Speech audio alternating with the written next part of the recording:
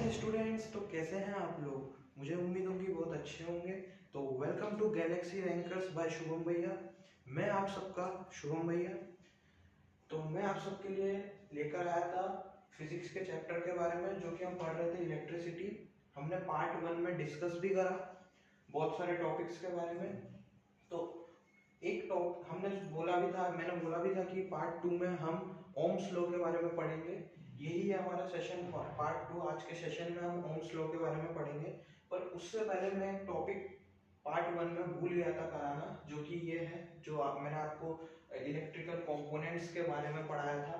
तो उससे सर्किट्स कैसे बनाते हैं उन सब के बारे में हम आज पढ़ेंगे। इसके बाद हम ओम्स लॉ की तरफ मूव करेंगे। तो पहले मैं बता दूं कि सर्किट डायग्राम्स कैसे बनाते हैं। तो आप देख रहे हैं यहाँ पे कि मैंने यहाँ सर्किट डायग्राम्स बना रखा है। तो जैसे मैंने बताया था कि कुछ सिंबल्स होते हैं, जैसे मैंने आपको इलेक्ट्रिकल सिंबल्स के बारे में पढ़ाया था। तो इलेक्ट्रिकल सिंबल्स यहाँ पे दे रखे, उसकी मदद से सर्किट कैसे बनाया वो देखिए आप। जैसे यहाँ पे ये मैंने आपको बताया था, ये जो है यहाँ पे ये हमारे पास सेल है। सेल भी आप बोल सकते हैं या फिर बैटरी भी बोल सकते हैं, ठीक है। क्योंकि इसमें जो प्लेट है ये पॉजिटिव टर्मिनल है, ये नेगेटिव टर्मिनल है। और ये जो है हमारे पास, ये हमारे पास की है या फिर आप इसको स्विच भी बोल सकते हैं। तो ये हमारे पास जो है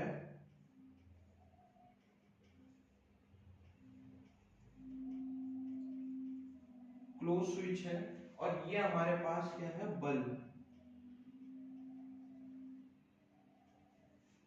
ये हमारे पास क्या है, बल्ब। अच्छा, इसको क्लोज स्विच भी बोलते हैं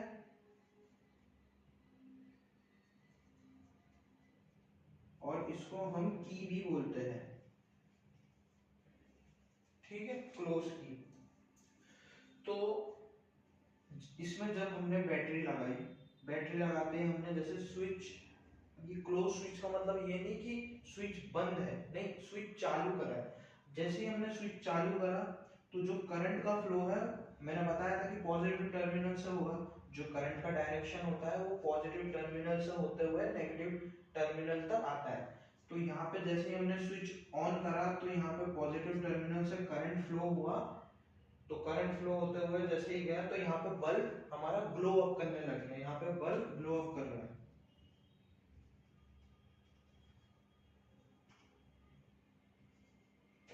ठीक है। फिर ग्लो अप करते हुए जैसे करंट आया वापस नेगेटिव टर्मिनल पर। ये तो हुई फिगर 1 की बात। ऐसे ही फिगर 2 में आते हैं हम। फिगर 2 में देखिए यहाँ पे ग्लो अप हो ही नहीं रहा। क्यों? क्योंकि यहाँ पे हमने स्विच जो क्लोज यहाँ पे कर रखा था, यहाँ पे हमने स्विच ओपन कर दिया। स्विच ओपन मतलब हमने स्विच को बंद कर दिया। तो जैसे ही स्विच को बंद करा तो यहाँ से करंट का फ्लो नहीं हो रहा। करंट का फ्लो मतलब इलेक्ट्रॉन्स का भी फ्लो। तो यहाँ फ्लो नहीं होने के कारण यहाँ पे जो बल्ब है वो ग्लो अप नहीं हो रहा।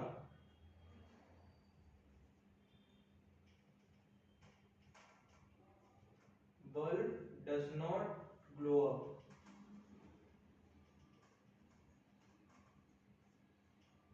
और ये जो हमारे पास है, ये हमारे पास क्या है, ओपन की।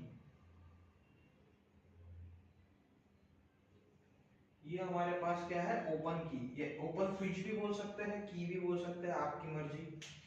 अच्छा, अब हम आते हैं तीसरे डायग्राम पे, जो कि ये है हमारे पास। इस डायग्राम में मैंने ये डायग्राम बनाया ताकि आप आइडेंटिफाई कर पाए कि मैंने ये जो सिंबल्स बनाए ये क्या है। तो मैं बता देता हूँ, ये जो हमारे पास है, ये हमारे पास जो सिंबल है, ये हमारे पास बैटरी का सिंबल है, या फिर आप इसको सेल भी बोल सकते हैं। ये वाला जो सिंबल है ये हमारा स्विच का है। अच्छा, मैंने स्विच के दो सिंबल बताए थे आपको। एक तो ऐसा वाला, ये ऐसे दो डॉट होके, दो टर्मिनल होके जा रहा है वायर, और दूसरा मैंने ये वाला सिंबल बताया। तो ये भी सिंबल है स्विच का। ये हमारे पास क्या है, एमीटर। ये हमारे पास क्या है, एमीटर। और ये हमारे पास वोल्ट मीटर। ये हमारे पास क्या है, एमीटर। ये हमारे पास सेल है, या आप बैटरी बोल सकते हैं। ये हमारे पास स्विच है, ये हमारे पास वोल्ट मीटर है,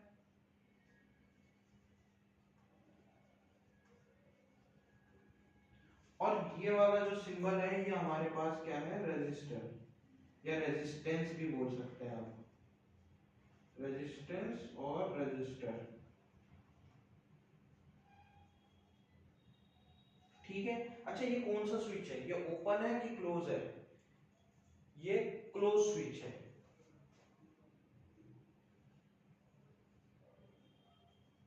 ये हमारे पास क्लोज स्विच है, जिसमें जब हमने इसको क्लोज स्विच करा तो क्लोज स्विच करने के बाद करंट फ्लो होना चालू हुआ। करंट कहां से फ्लो होगा, पॉजिटिव टर्मिनल से।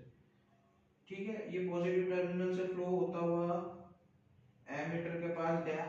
एमीटर क्या काम करता है, करंट करंट मेजर करता है। तो करंट मेजर करने के बाद ये वोल्ट मीटर के पास गया। वोल्ट मीटर किस काम में आता है, वोल्ट मीटर हमारा वोल्टेज मेजर करने के काम में आता है। तो ये करता हुआ ऐसे फ्लो करते हुए वापस नेगेटिव टर्मिनल तक आ गया। अच्छा, ये जो रेजिस्टेंस है इसका क्या काम है, इसका भी हम ओम्स लॉ में पढ़ेंगे। वैसे मैं बता दूं, जो रेजिस्टेंस होता है ये करंट के फ्लो को धीमा कर देता है, एकदम धीरे कर देता है। जैसे मान लीजिए बहुत तेजी से करंट फ्लो हो रहा है, तो अगर मैंने वहां पे रेजिस्टेंस लगा दिया तो वो करंट के फ्लो को धीरे कर देगा, जिससे जिससे क्या होगा, जब करंट एकदम हाई वोल्टेज पे जाएगा तो जो रेजिस्टेंस लगे होने के कारण वो उसको धीरे स्लो कर देगा एकदम। तो हमारे पास ये तीन डायग्राम हो गए। अच्छा, यहाँ पे जो एमीटर है ये हमारे पास सीरीज में लगा हुआ है, ये हमारे पास सीरीज में लगा हुआ है एमीटर, किसमें, सर्किट में लगा हुआ है। और यहाँ जो वोल्ट मीटर है, ये वोल्ट मीटर हमारे पास पैरेलल में लगा हुआ है, पैरेलल विद द रेजिस्टर या रेजिस्टेंस, आप कुछ भी बोल सकते हैं।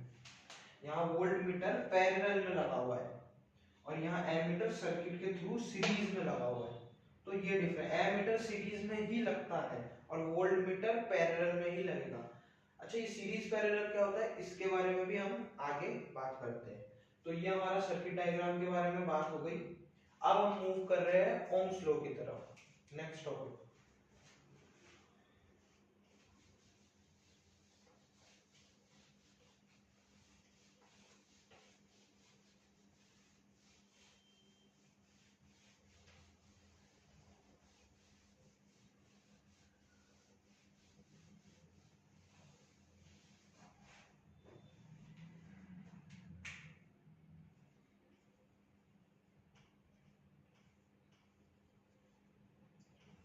अच्छा, ये ओम्स लॉ क्या होता है, कोई बता सकता है ओम्स लॉ क्या होता है? बात करते हैं ओम्स लॉ के बारे में। ओम्स लॉ जो है वो रिलेशनशिप है पोटेंशियल डिफरेंस, करंट और रेजिस्टेंस के बीच का। तो आइए मैं बताता हूँ ओम्स लॉ क्या होता है।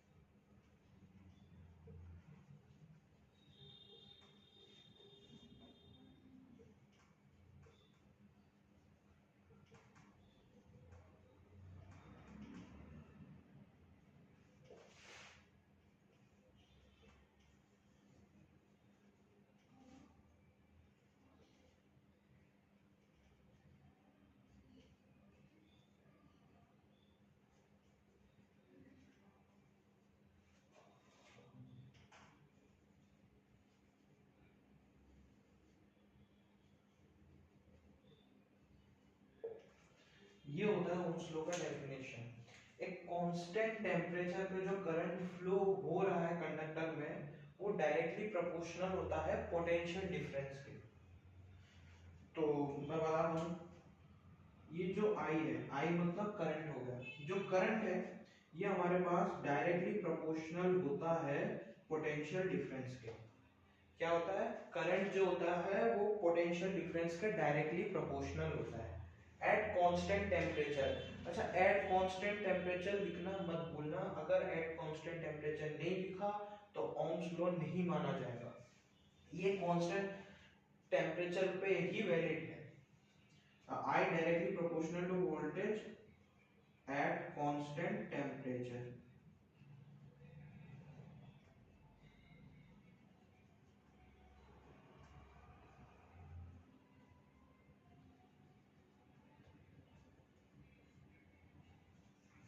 अच्छा, अगर I डायरेक्टली प्रोपोर्शनल वोल्टेज के है, मतलब पोटेंशियल डिफरेंस के, तो जो पोटेंशियल डिफरेंस है वो भी करंट के डायरेक्टली प्रोपोर्शनल होगा। अच्छा, और आप सबको भी पता है कि अगर डायरेक्टली प्रोपोर्शनल का साइन हटता है तो उसके जगह कांस्टेंट आता है जो कि हमारे पास होता है R। अब ये R क्या है, अच्छा मैं लिख देता हूँ, ये R हमारा रेजिस्टेंस होता है जो कि कांस्टेंट होता है। ये हमारा रेजिस्टेंस होता है, ये हमारा करंट होता है, और ये हमारा पोटेंशियल डिफरेंस होता है।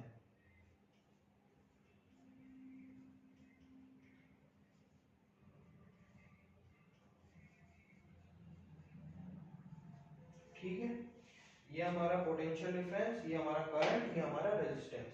अच्छा, अगर आपको V मतलब पोटेंशियल डिफरेंस का ये हमारा फॉर्मूला है, तो अगर इस फॉर्मूले को आपने याद कर लिया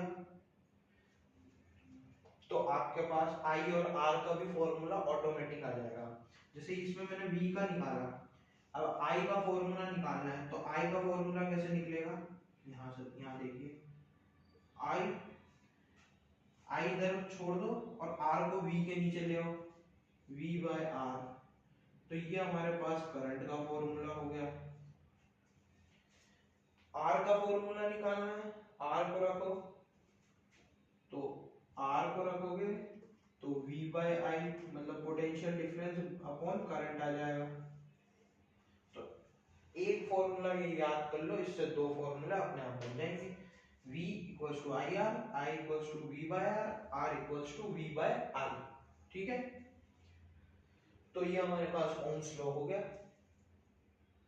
मैंने इसकी डेफिनेशन भी आपको बता दी, आप चाहे तो खुद से भी बना के लिख सकते हैं। तो अब हम चलते हैं नेक्स्ट टॉपिक पे। इस पे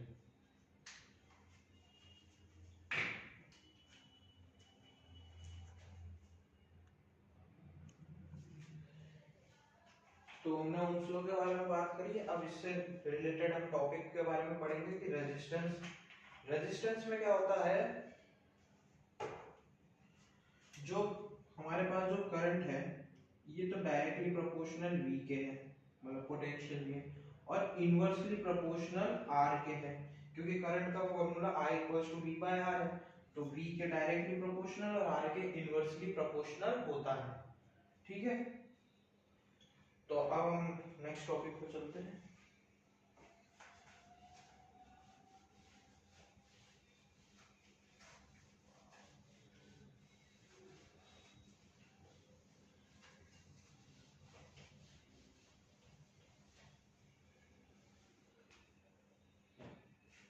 अच्छा, एक बात और, अगर मान लीजिए मैंने रेजिस्टेंस को हाफ कर दिया,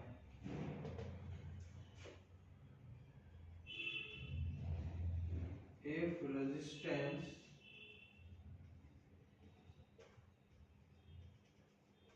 is half,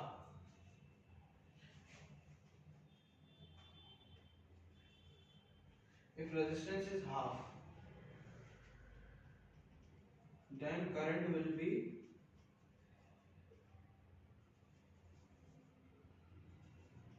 double। रेजिस्टेंस को हाफ करते हैं तो जो हमारा करंट होगा वो डबल हो जाएगा।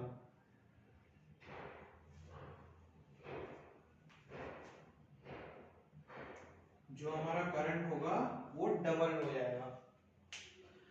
अगर हम करंट को डबल करेंगे, अगर हम करंट को डबल करते हैं तो रेजिस्टेंस क्या होगा, यहाँ पे हमने रेजिस्टेंस को हाफ करा, करंट डबल हुआ। अब हम रेजिस्टेंस को डबल कर देते तो करंट हाफ हो जाएगा। अगर हम करंट को हाफ करते हैं तो रेजिस्टेंस डबल हो जाएगा। ठीक है, ये इसका रिलेशन है एक छोटा सा। अब हम बात करते हैं रेजिस्टेंस के ऊपर।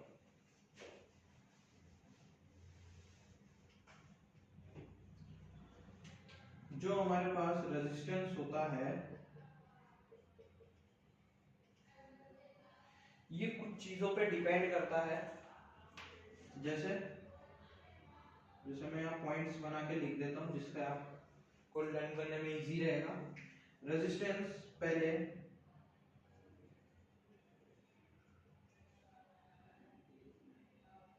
लेंथ पे डिपेंड करता है,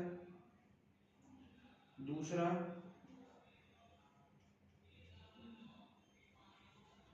नेचर ऑफ मटेरियल, किस मटेरियल की चीज है। जैसे आपने कॉपर वायर लिया, कॉपर वायर एक मेटल है, और भी बहुत सारे वायर आते हैं, जितने भी मेटल होते हैं, कुछ कुछ मेटल है, जैसे सिल्वर का भी वायर आता है, कॉपर का भी आता है, टिन का भी आता है, अलग अलग मेटल्स का, तो उस पर डिपेंड करेगा। तीसरा टेम्परेचर पे आता है,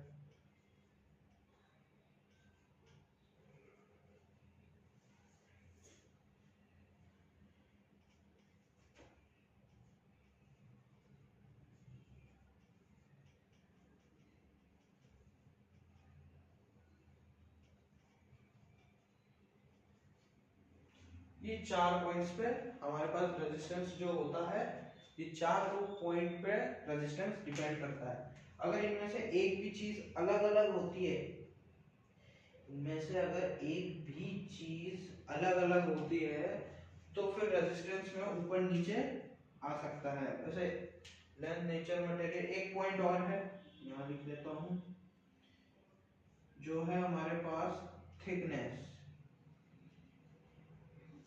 वायर आपने कितना पतला लिया, कितना मोटा लिया, वो उस पर भी डिपेंड करता है रेजिस्टेंस। अगर आप पतला लेंगे तो रेजिस्टेंस कम होगा, अगर बढ़ाएंगे तो उस हिसाब से रेजिस्टेंस इन सारी चीजों पे डिपेंड करता है। ये आप चाहे तो चार पॉइंट लिख लीजिए, एक ही है, इन दोनों को एक कर लीजिए। Temperature, material of temperature of a conductor, और ये थिकनेस, ये भी इसी का पार्ट मान लीजिए। तो रेजिस्टेंस इन तीन चार चीजों पे डिपेंड करती है। तो अब हम चल रहे हैं नेक्स्ट टॉपिक पे। तो उससे पहले हम कुछ क्वेश्चंस ट्राई करेंगे, ओम्स लॉ के रिलेटेड हम क्वेश्चंस करते हैं। आज बहुत सारे क्वेश्चंस हैं, आज मजा आएगा करने में। तो मैं कुछ क्वेश्चंस लेके आया हूँ जो मैं अभी देख रहा था। क्वेश्चंस अच्छे अच्छे भी है, ओम्स लॉ इजी है, आप चाहे तो कर सकते हो खुद से भी। क्वेश्चंस वीडियो को पॉज करके खुद से एक बार ट्राई करिए कि आपसे हो रहा है कि नहीं। वैसे मैं कहूँ बहुत इजी क्वेश्चंस है, और जब हम ये सारा जब चैप्टर हम कवर कर लेंगे तब हम चलेंगे सीबीएसई के जो भी प्रीवियस ईयर क्वेश्चंस है जो है वो मैं लेकर आऊंगा, तब मैं यहाँ पे करवाऊंगा, तब आप देखना, तब और ज्यादा मजा आएगा। तो मैं क्वेश्चंस लिखता हूँ आपके लिए।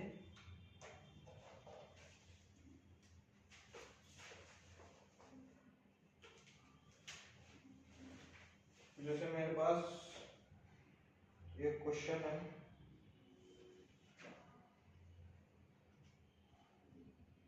क्वेश्चंस आपके लिए लिख दिए यहाँ पे दो, तो सॉल्व करते हैं। आप चाहे तो वीडियो पॉज करके खुद से भी सॉल्व कर सकते हैं, वरना यहाँ पे मैंने लिख दिया है, करते हैं हम। तो यहाँ बोल रहा है the potential difference between the 2 points of a wire carrying 2 ampere current is 0.1 volt.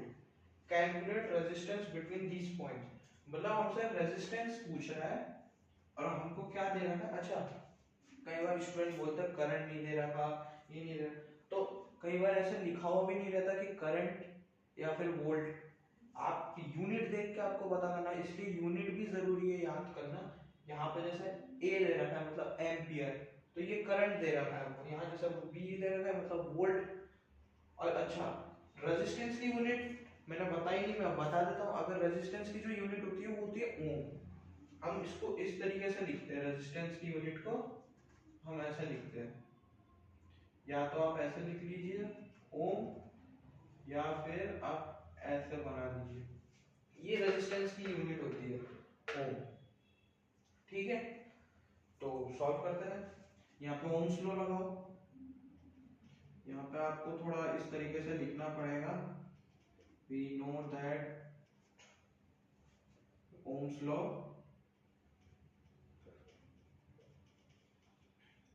फिर यहाँ पे V equals to I R. ठीक है, ये आपने ओम्स लॉ लगा दिया। अब आपको क्या क्या गिवन है वो चीज भी आपको पहले लिखनी पड़ेगी। पहले आपको ना गिवन लिखना पड़ेगा, मेरे पास जगह कम है इसलिए मैं नीचे लिख रहा हूँ। गिवन आपको पहले लिखना है कि आपको क्वेश्चन में क्या चीज दे रखी है, उसके बाद आप ओम्स लॉ लगा के उस क्वेश्चन को सॉल्व करेंगे। तो जैसे मेरे पास यहाँ पे V दे रखा है, I दे रखा है। V हमारे पास 0.1 वोल्ट है, I हमारे पास 2 एम्पियर है।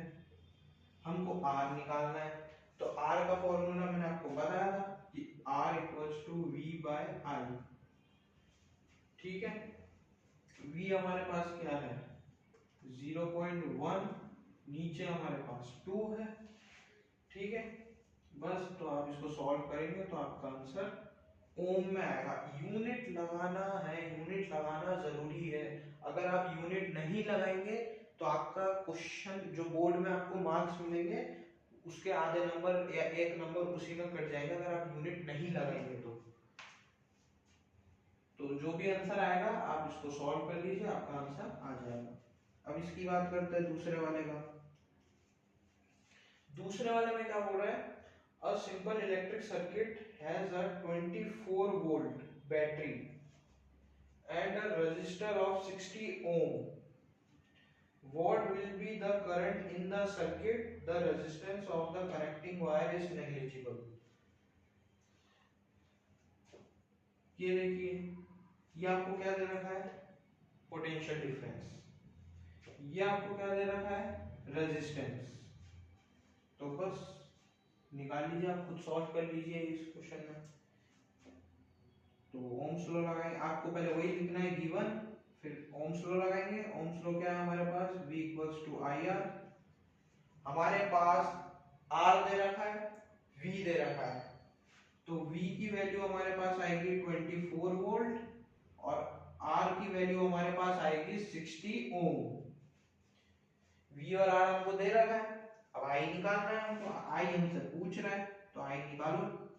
तो I का फॉर्मूला क्या आएगा V by R, V by R, तो V हमको 24 दे रखा है और R हमको 60 दे रखा है। तो आप जो भी इसको सॉल्व करेंगे, जो भी आंसर आएगा आंसर होगा, ओम लिखना जरूरी है, यूनिट। ठीक है, तो ये आपके क्वेश्चंस हो गए। अब एक क्वेश्चन लास्ट और है, ये वाला जो क्वेश्चन अब मैं कराने जा रहा हूँ ये सीबीएसई में 2022 या 23 में आया हुआ है, तो मैं ये आपको कराने जा रहा हूँ। जब तक कर लीजिए, देख लीजिए।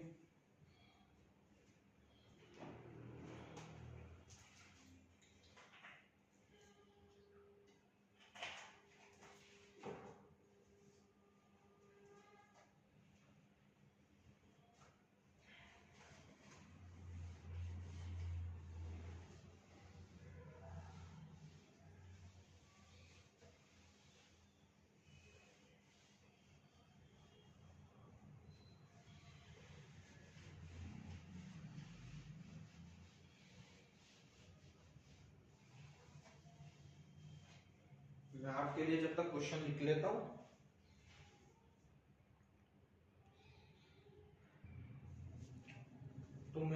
क्वेश्चन लिख दिया है।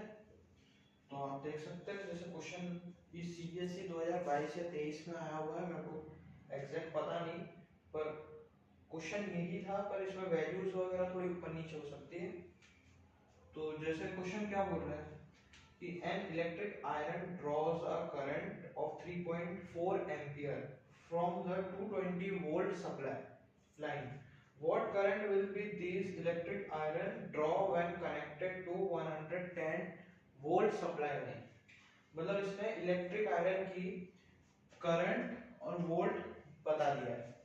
अब हमसे करंट पूछ रहा है जब इलेक्ट्रिक आयरन 110 वोल्ट की सप्लाई करेंगे, तो इस क्वेश्चन को किस तरीके से करेंगे, लगेगा तो इसमें ओम्स लॉ ही। ठीक है, बात करते हैं। जैसे पहले हमको यहाँ इलेक्ट्रिक आयरन के बारे में दे रखा है, इलेक्ट्रिक आयरन का जो करंट और पोटेंशियल है वो लिख लेते हैं कि V तो हमको 220 वोल्ट दे रखा है और करंट हमको दे रखा है 3.4 एम्पियर। ठीक है, अब इसमें ओम्स लॉ लगा देते हैं।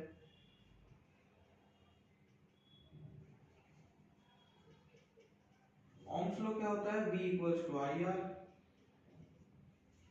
तो हमको पहले R निकालना पड़ेगा क्योंकि हमारे पास V और I दोनों दे रखे हैं। ठीक है, तो R निकालते हैं। तो R का फॉर्मूला हमारे पास क्या आएगा, V बाय I।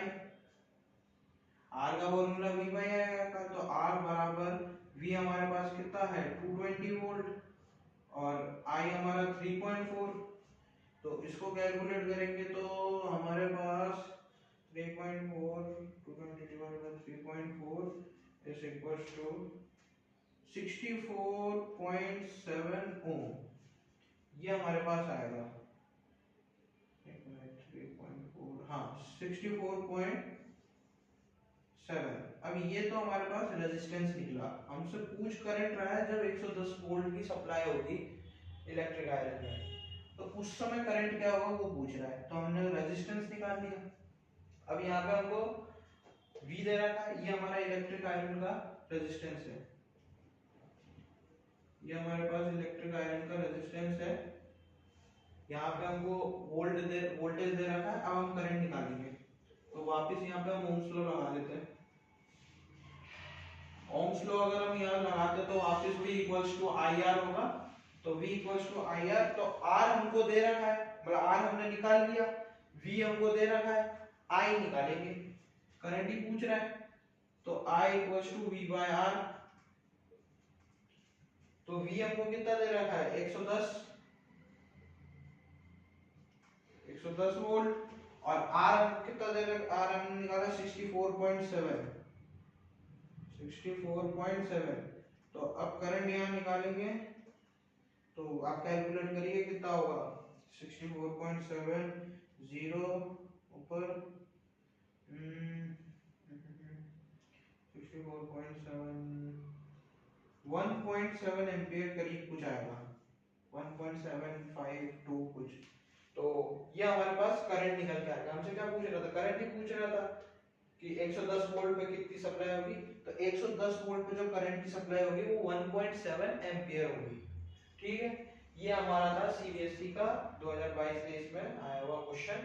डेटा थोड़ा चेंज था पर रिलेटेड इससे ही था। इसमें 2 बार ओम्स लॉ लगाया इसने। पहले इसने इलेक्ट्रिक आयरन का डेटा दे रखा था कि इतने वोल्ट एम्पियर पे था, हमने उससे रेजिस्टेंस निकाला। वो रेजिस्टेंस निकालने के बाद हमने दोबारा ओम्स लॉ लगाया जिसमें हमने करंट निकाला कि 110 वोल्ट पे। अब इसकी जगह कुछ भी दे सकते हैं, 110 की जगह 300 दे दें, 320 दे दें, कुछ भी दे सकता है।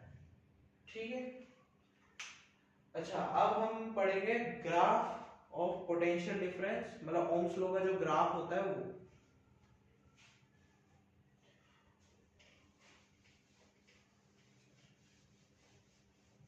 ये ओम्स लॉ के हमारे पास क्वेश्चंस हो गए। अब हम पढ़ेंगे ओम्स लॉ का ग्राफ और उसका एक्सपेरिमेंट जो कि लेबोरेटरी में आपको कराया जाता है स्कूल में। तो मैं डायग्राम बना के एक्सपेरिमेंट को समझा सकता हूँ, बाकी आप लेबोरेटरी में जब जाएंगे तो वहां पे प्रैक्टिकल्स में आपको दिखा रहे होते हैं कि किस तरीके से ओम्स लॉ वर्क करता है। तो पहले हम ग्राफ के बारे में पढ़ेंगे, ग्राफ ऑफ ओम्स लॉ।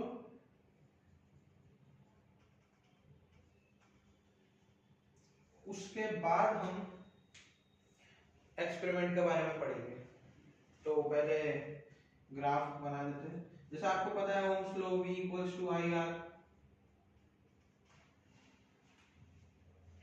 ऐसा V directly proportional to I, I directly proportional V के होता है तभी V डायरेक्टली प्रोपोर्शनल I के होता है। अक्सर अगर कोई पूछता है कि ओम्स लॉ क्या होता है, ओम्स लॉ जब भी कोई पूछता है तो ज्यादातर स्टूडेंट्स ऐसे बोलते हैं V equals to I R. नहीं, ओम्स लॉ असल में ये होता है I directly proportional to V। जब भी आपसे कोई पूछेगा भाई ओम्स लॉ क्या होता है, तो आप बोलिए कि जो करंट होता है वो डायरेक्टली प्रोपोर्शनल पोटेंशियल डिफरेंस से होता है, तो पोटेंशियल डिफरेंस भी करंट के डायरेक्टली प्रोपोर्शनल होता है, तो फिर V equals to I R. फिर बताते हैं। तो यहाँ पे अगर मैं ग्राफ बनाऊं, ग्राफ ऑफ ओम्स लॉ बोलिए, graph of V and I, ठीक है, तो ये एक दूसरे के डायरेक्टली प्रोपोर्शनल होता है। तो डायरेक्टली प्रोपोर्शनल का ग्राफ जो इसके इक्वल आता है V equals to I R, वो कांस्टेंट होता है। कांस्टेंट का ग्राफ इस तरीके से आता है, डायरेक्टली प्रोपोर्शनल का ग्राफ इस तरीके से आता है, ठीक है। अच्छा, तो ये जो करंट है, आपका करंट इस तरफ होगा क्योंकि I directly proportional to V है, तो करंट ऊपर, इधर आपका पोटेंशियल डिफरेंस।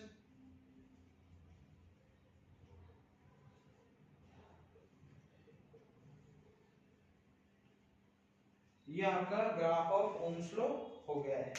ये एक दूसरे के डायरेक्टली प्रोपोर्शनल होता है, इसलिए इसका कांस्टेंट बोल दीजिए, या फिर डायरेक्टली प्रोपोर्शनल का ग्राफ सर्कल से होता है। अब हम पढ़ेंगे एक्सपेरिमेंट के बारे में कि ओम्स लॉ का एक्सपेरिमेंट कैसे होता है। तो ये आपको डायग्राम से समझ आएगा। मैंने अभी थोड़ी देर पहले एक डायग्राम पढ़ाया था, जो कि शुरू शुरू में मैंने आपको सर्किट डायग्राम बताया था। तो सर्किट डायग्राम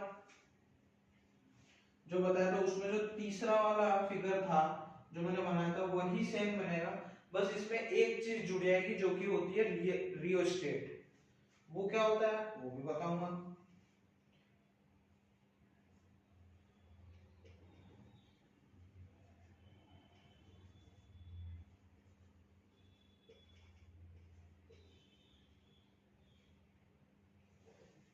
हम एक्सपेरिमेंट ऑफ ओम्स लॉ पढ़ने आ रहे हैं। तो इसमें सिंपल सा है कि डायग्राम है और डेफिनेशंस तो मतलब नहीं है, जो डायग्राम में समझाया है वही डेफिनेशन के थ्रू लिखा हुआ है, डायग्राम के थ्रू डेफिनेशन लिखी हुई है। तो वो एनसीईआरटी में भी दे रखी है, अब एनसीईआरटी से पढ़ लीजिएगा। तो मैं डायग्राम बनाने जा रहा हूँ।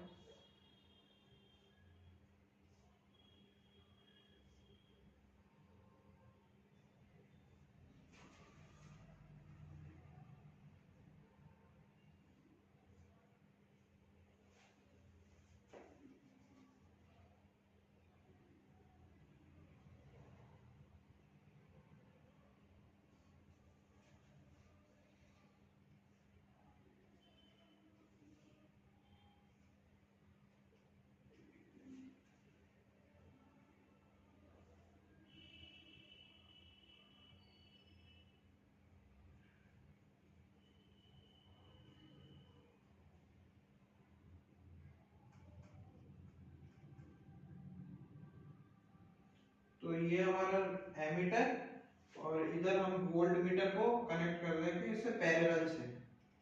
जो हमने वीडियो की स्टार्टिंग में थर्ड फिगर पढ़ा था वही सेम है, बस यहाँ पे एक चीज का डिफरेंस होगा जो कि हमारे पास रियोस्टेट होगा। तो मैं फटाफट से बना देता हूँ। ये हमारा वोल्ट मीटर, इधर हमारा एमीटर, ये हमारा रेजिस्टेंस या रियोस्टेट बोल दीजिए।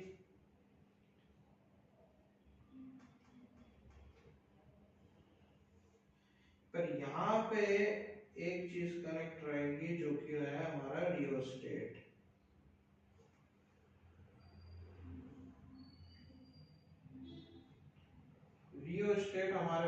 कुछ इस टाइप का होता है, ठीक है। ये हमारा हो गया एमीटर, ये हमारा सेल हो गया। अच्छा ये सेल ऐसा क्यों है, मैंने आपको जब सिंबल पढ़ाया था इलेक्ट्रिकल कंपोनेंट्स के बारे में, तो उसमें दो टाइप के सेल बताए थे, एक तो कुछ ऐसा था, एक इस टाइप का सेल था, और एक आपके पास डबल सेल था, ठीक है। वो थोड़ा वॉइस का इशू आ रहा था। हाँ, तो मैंने जैसे आपको यहाँ पे सेल बताया था कि एक साइड पॉजिटिव होता है एक साइड नेगेटिव, तो ये ट्वाइस ऑफ बैटरी सेल है, जिसमें ये पॉजिटिव आयन होता है, फिर बीच में एक और बैटरी लगी हुई है, फिर ये पूरा एक बैटरी बनता है। ये हमारे पास एमीटर, ये हमारे पास वोल्ट मीटर, ये हमारे पास जो है ये हमारा रेजिस्टेंस, ठीक है, या रेजिस्टर बोल लो।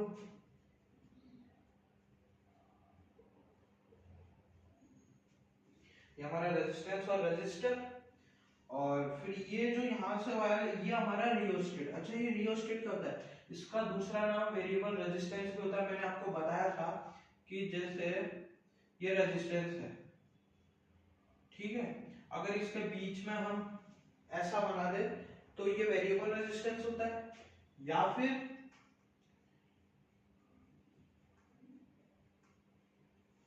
अगर ऐसा बना दे तो भी वेरिएबल रेजिस्टेंस होता है, यानी रियोस्टेट। अच्छा ये रियोस्टेट और या वेरिएबल रेजिस्टेंस होता क्या है, इसका मतलब ये होता है जो करंट होता है उसको बढ़ाता भी है घटाता भी है, मतलब बढ़ा और घटाने का जो काम करता है वो ये करता है, ठीक है। आप चाहे बढ़ा भी सकते हो, आप चाहे घटा भी सकते हो, वो आप पे डिपेंड है। जब आप इस चीज को प्रैक्टिकल कर रहे होते हो ना, तो वहां पे रियोस्टेट सामने लगा हुआ रहता है, तो उसमें स्विच होता है जिससे आप इसको इधर भी कर सकते हो, इधर करने पे डिक्रीज होता है, उधर करने पे इंक्रीज होता है, ठीक है। तो वही चीज इधर भी होती है, या तो ये रियोस्ट, इसको आप रियोस्टेट बोल ले, या फिर ये वेरिएबल, या फिर इसको वेरिएबल रेजिस्टेंस।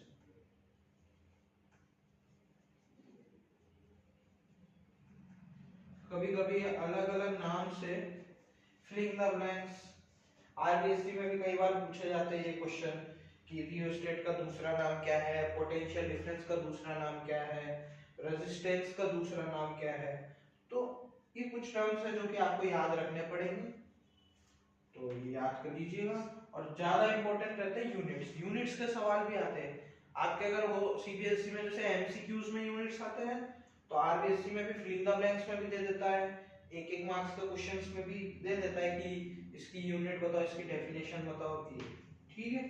तो ये हमारा एक्सपेरिमेंट ऑफ ओम्स लॉ है, ये हमारा स्विच हो गया, आपको भी पता है, ये हमारा सेल हो गया, ये हमारा एमीटर हो गया जो कि सीरीज में कनेक्ट है, ये हमारा वोल्ट मीटर हो गया जो कि पैरेलल में कनेक्ट है, ठीक है।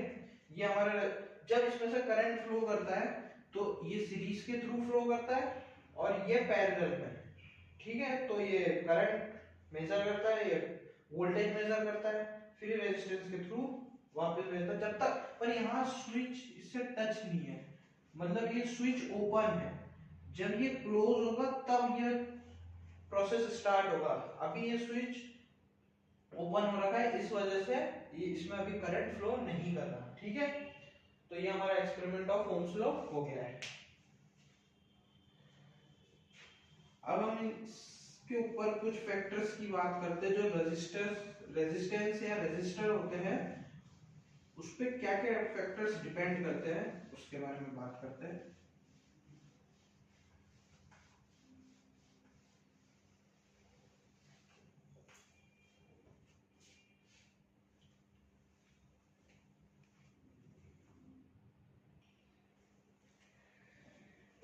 तो फ्रेंड्स मैंने आपके लिए ये सब लिख दिया है यहाँ पे, factors affecting the resistance of a conductor.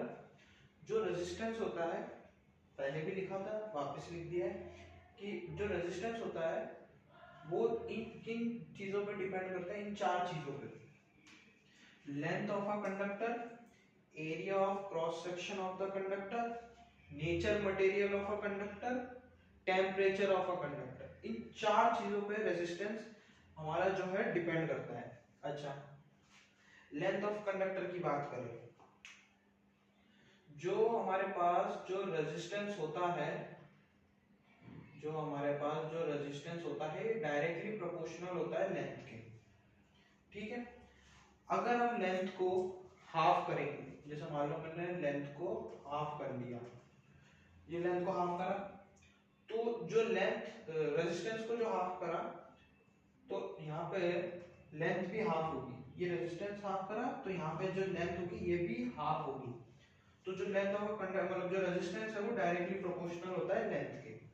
अच्छा, area of cross section of the conductor, area मतलब थिकनेस, वायर की थिकनेस, वायर की थिकनेस मतलब वायर है तो पतला भी हो सकता है, मोटा भी हो सकता है। जैसे मैं कहूँ ये मेरे पास वायर है चार्जर का, तो ये जो वायर है देखिए कितना पतला है, दिख रहा है आपको, बहुत पतला वायर है। ठीक है,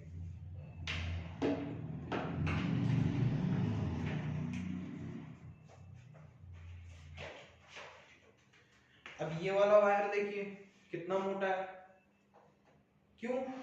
वायर की थिकनेस पे भी डिपेंड करता है। अब जैसे वो मैंने चार्जर का वायर दिखाया था, ये मैं आपको हीटर का वायर दिखा रहा हूँ। अब ये हीटर में आपको भी पता है कितनी ज्यादा हीट जनरेट होती है, जो कि सर्दियों में हमारे बहुत काम में आती है। तो ये जो दिखाया मैंने ये भी एक एग्जांपल है ओम्स लॉ का, ये जो हीटर मैंने आपको दिखाया ये भी ओम्स लॉ का एग्जांपल है। जो रेजिस्टेंस है वो इन चारों चीजों पर डिपेंड करती है। अच्छा, तो मैंने आपको लेंथ के बारे में बताया, अब एरिया, एरिया जो है, जो रेजिस्टेंस है, वो रेजिस्टेंस आपका इनवर्सली प्रोपोर्शनल होता है एरिया के। जो रेजिस्टेंस होता है वो एरिया के इनवर्सली प्रोपोर्शनल होता है, resistance is inversely proportional to area of cross section. ठीक है। अच्छा, अगर हम R को डबल करते हैं, अगर हम रेजिस्टेंस को डबल करेंगे तो जो हमारा एरिया होगा वो हाफ हो जाएगा।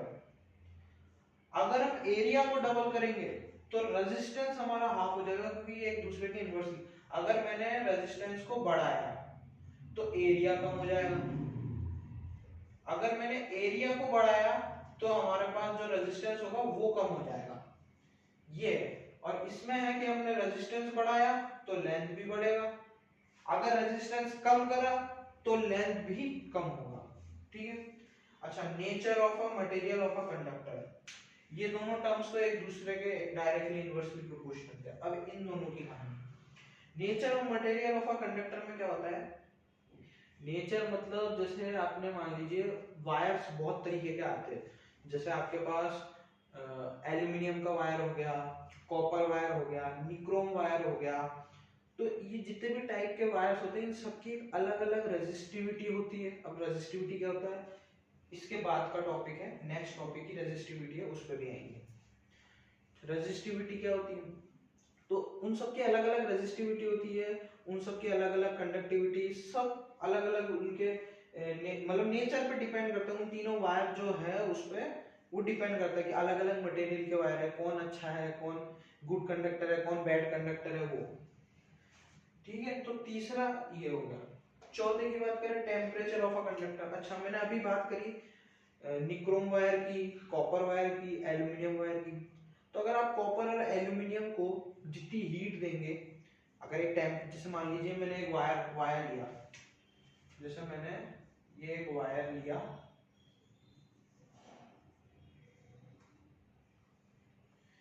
ये मेरा वायर है, ठीक है, इसकी ये लेंथ है, इसकी ये एरिया ऑफ क्रॉस सेक्शन है। ठीक है, ये हमारा लेंथ हो गया, ये हमारा एरिया ऑफ क्रॉस सेक्शन हो गया, मतलब डायमीटर, ये हमारा वायर। अब जैसे मान लो मैंने, अब ये वायर मैंने कौन सा लिया है, ये वायर हमारा है कॉपर का। ठीक है, ये हमारे पास कॉपर का वायर है। अब मैंने एक और वायर लिया,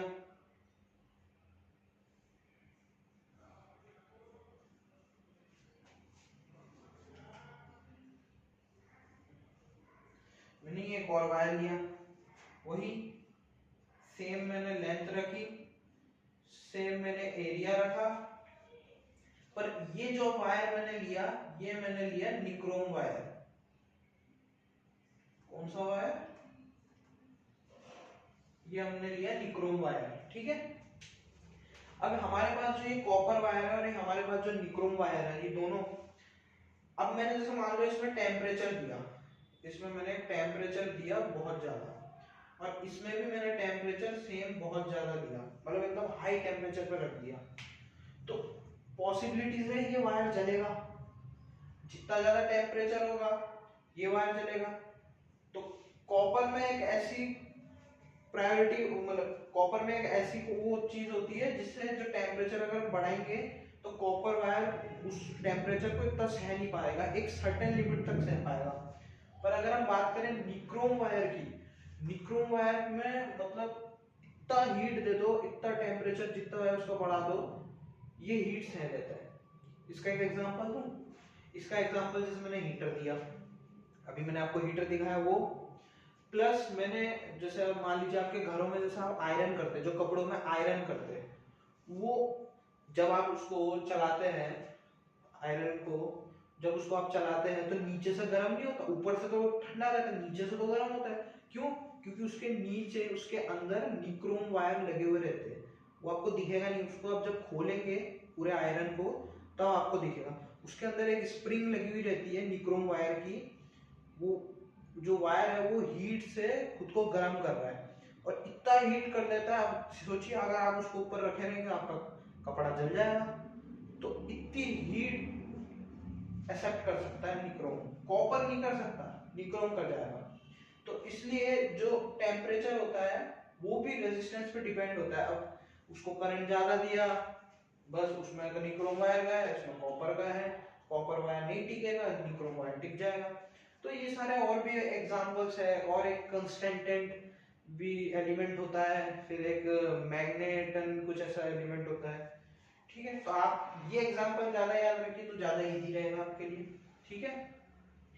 तो अच्छा, अब हम बात करते हैं गुड कंडक्टर, रेजिस्टर और इंसुलेटर की। ये मैंने पहले भी पढ़ा दिया था, दोबारा मैं एक बार बता रहा हूँ। गुड कंडक्टर मतलब क्या है? जिसमें लो रेजिस्टेंस हो। क्या? गुड कंडक्टर मतलब जिसमें रेजिस्टेंस एकदम कम होगा, वो गुड कंडक्टर होगा। जैसे ये कॉपर या एल्यूमिनियम एक गुड कंडक्टर ऑफ इलेक्ट्रिसिटी है, तो इसका मतलब इसमें रेजिस्टेंस बहुत कम है। रेजिस्टेंस कम मतलब करंट के फ्लो को कम करना।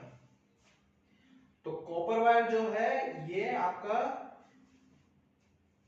जो कॉपर वायर है ये आपका गुड कंडक्टर में आता है और लो रेजिस्टेंस होता है।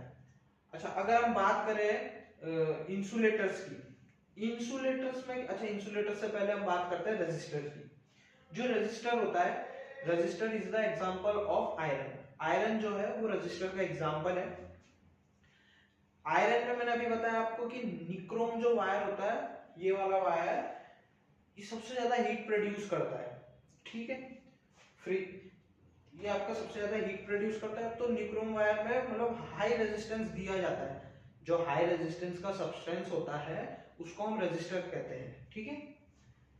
और हम बात करें इंसुलेटर की, इंसुलेटर में इनफाइनाइटली रेजिस्टर्स होते हैं। क्या? इनफाइनाइटली रेजिस्टर होते हैं, जिसमें जो इंसुलेटर्स होते हैं, अब जैसे मान लीजिए इंसुलेटर जो है, इंसुलेटर का क्या एग्जांपल दूं? इंसुलेटर का जैसे आप मान लीजिए, जैसे कोई इलेक्ट्रिशियन है, अब वो हाई वोल्टेज का काम करता है, अब उसने वायर को छुएगा तो उसको शॉक लगेगा, तो उसको रोकने के लिए कौन काम है? ग्लव्स या रबर की जो भी चीज होती है, जैसे रबर की चप्पल हो गए, रबर के ग्लव्स हो गए, ये जो चीजें होती है ये सब इलेक्ट्रिसिटी को रोकती है। तो जो उसका जो कंडक्ट, वो जो रेजिस्टेंस होता है, इंसुलेटर्स जो होते हैं उसमें हाई रेजिस्टेंस होता है। हाई तो नहीं, इनफाइनाइटली कह सकते हो आप, इनफाइनाइटली, जिसमें जो ग्लव्स होते हैं, जैसे ही आप उस वायर को पकड़ोगे तो जो आपको जो शॉक है वो नहीं लगेगा।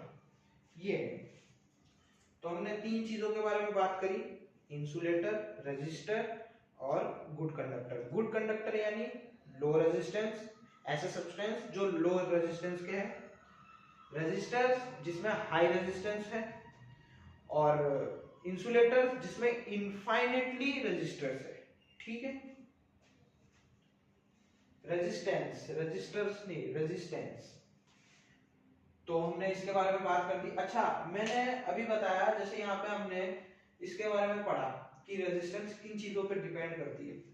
तो अगर आप फर्स्ट और ये सेकंड, ये जो 2 पॉइंट्स लिखे मैंने, लेंथ ऑफ द कंडक्टर और area of section of a conductor, जो कि थिकनेस पे डिपेंड, मतलब थिकनेस ही बोल सकते हो। ठीक है, अगर आप वायर को पतला कर दोगे तो लो रेजिस्टेंस हो जाएगा। ठीक है, अगर वायर को बड़ा कर दोगे, ठीक है, तो इससे निकल के आता है हमारे पास रेजिस्टिविटी। अगर इन दो इक्वेशन, जैसे मान लो मैंने इस इक्वेशन को पहली इक्वेशन दे दी और इसको मैंने दूसरी इक्वेशन दे दी, तो इन दोनों इक्वेशन को अगर आप जोड़ देते हो तो आपके पास नया टर्म निकल के आता है रेजिस्टिविटी। ठीक है, तो मैं एक बार इसको साफ कर देता हूं। तो मैंने ये मिटा दिया है। ठीक है, अच्छा, तो मैं बता रहा था जो शॉर्ट वायर होते हैं और लॉन्ग वायर होते हैं, जो लंबे वायर होते हैं, जो शॉर्ट वायर होते हैं। तो जो लंबे वायर होते हैं उसमें रेजिस्टेंस ज्यादा होता है, जिसमें जो शॉर्ट वायर होता है, जो पतला वायर होता है, शॉर्ट मतलब छोटा बोल लो, तो जो छोटे वायर होते हैं उसमें जो लेस रेजिस्टेंस होते हैं, और जो लॉन्ग वायर होता है उसमें हाई रेजिस्टेंस होते हैं। तो मैं बात कर रहा था इसके बारे में, रेजिस्टिविटी के बारे में। तो रेजिस्टिविटी का एक कहां से आई, रेजिस्टिविटी टर्म आई, ये जो लेंथ ऑफ द कंडक्टर है और एरिया ऑफ क्रॉस सेक्शन जो है, इन दोनों का आप जब इक्वेशंस को जोड़ते हो तो आपके पास रेजिस्टिविटी निकल के आती है। तो मैं यहां लिखता हूं R directly proportional to L, पहली equation, R inversely proportional to A, दूसरी इक्वेशन। इन दोनों इक्वेशंस को आप जोड़ोगे तो R directly proportional to L by A निकल के आता है। ठीक है, अच्छा, ये तो हमारा रेजिस्टेंस ही है, ये हमारा रेजिस्टिविटी नहीं है। रेजिस्टिविटी अभी आएगी जब आप ये डायरेक्टली प्रोपोर्शनल का साइन हटाते हो तो एक कांस्टेंट आता है, 2 क्या आता है, R equals to rho L by A। ठीक है, अब मैं यहाँ पे एक एक करके लिख देता हूँ। ये जो A है ये हमारा है एरिया ऑफ क्रॉस सेक्शन। ठीक है, क्या है, एरिया ऑफ क्रॉस सेक्शन। ये जो रॉ है ये है हमारा रेजिस्टिविटी। क्या है हमारा रेजिस्टिविटी, रॉ। ये हमारा लेंथ है वायर का, ये वायर की रेजिस्टिविटी, ये वायर का एरिया ऑफ क्रॉस सेक्शन, और ये जो R है ये हमारा रेजिस्टेंस है। तो ये तो हमारे पास रेजिस्टेंस का फॉर्मूला आया। अगर आपको रेजिस्टिविटी का फॉर्मूला चाहिए तो रेजिस्टिविटी को नीचे ले आओ, इसको उधर ले जाओ। तो मैं यहां से रेजिस्टिविटी का फॉर्मूला यहां नहीं, यहां लिखता हूं। तो जो हमारे पास, चलो ये लिख दो, रेजिस्टिविटी का फॉर्मूला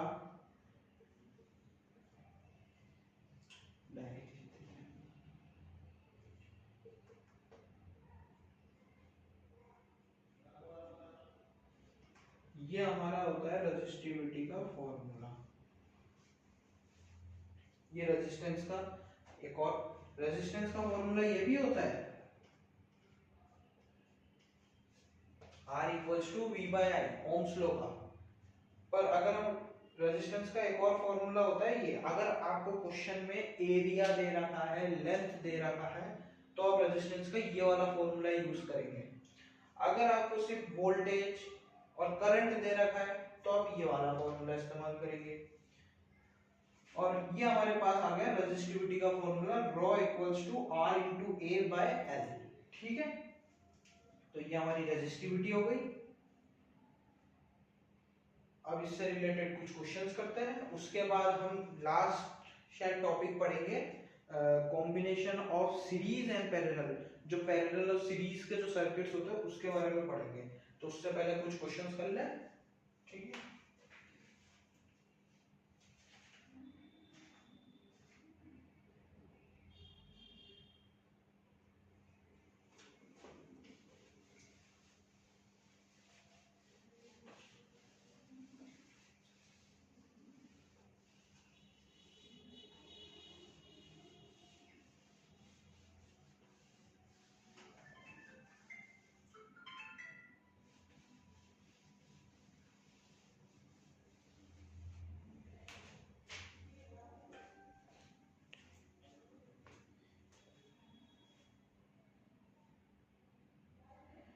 इसमें कुछ कंडक्टर्स है, मैं उसके बारे में आपको दिखा देता हूँ। उसका चार्ट मैं तो पोस्ट पे डाल दूंगा, आप वहां से लर्न कर लीजिएगा। कुछ ऐसे रेजिस्टिविटी और कंडक्टर्स होते हैं जिसकी आपकी वैल्यू आपको याद करनी पड़ेगी।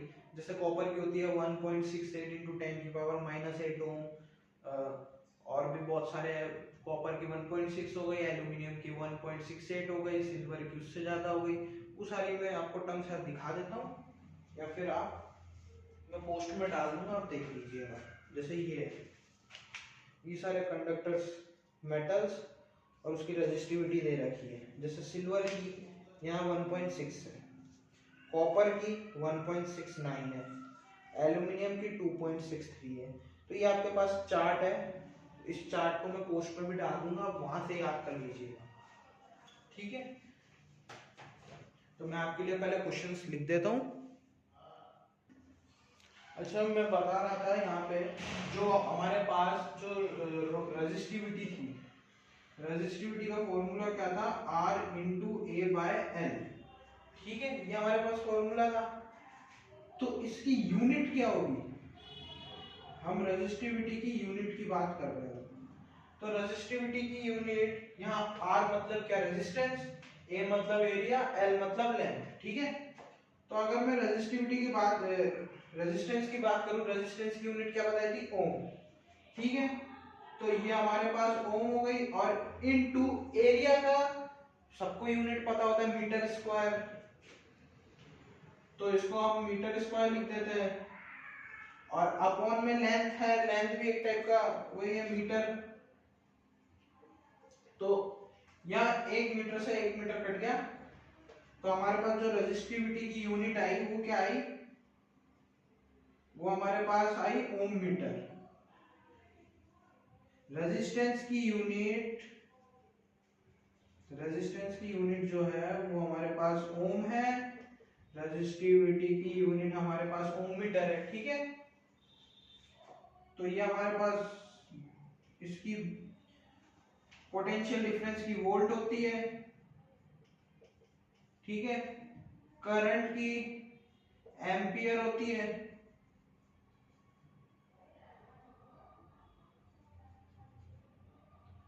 और चार्ज की यूनिट कूलाम होती है।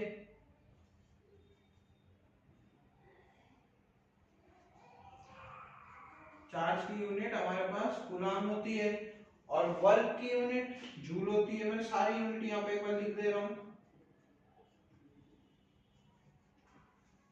वर्क की यूनिट जूल होती है। अच्छा, वर्क और एनर्जी दोनों की बात करें तो वर्क और एनर्जी सेम ही है, यूनिट भी सेम है, भले इसको बोलते अलग है, वर्क कर रहे हैं। अब आप कोई सा भी वर्क कर रहे हो तो उसमें कुछ ना कुछ एनर्जी तो लग रही है, तो इसलिए इन दोनों की यूनिट सेम है, जूल। रॉ की ओम मीटर, रेजिस्टेंस की ओम, पोटेंशियल डिफरेंस की वोल्ट,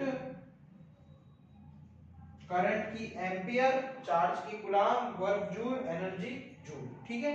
अब मैं कुछ क्वेश्चंस लेके आ रहा हूँ रेजिस्टिविटी से बेस्ड, उसके बाद हम नेक्स्ट टॉपिक पे मूव करेंगे जो कि है सीरीज और पैरेलल कॉम्बिनेशन।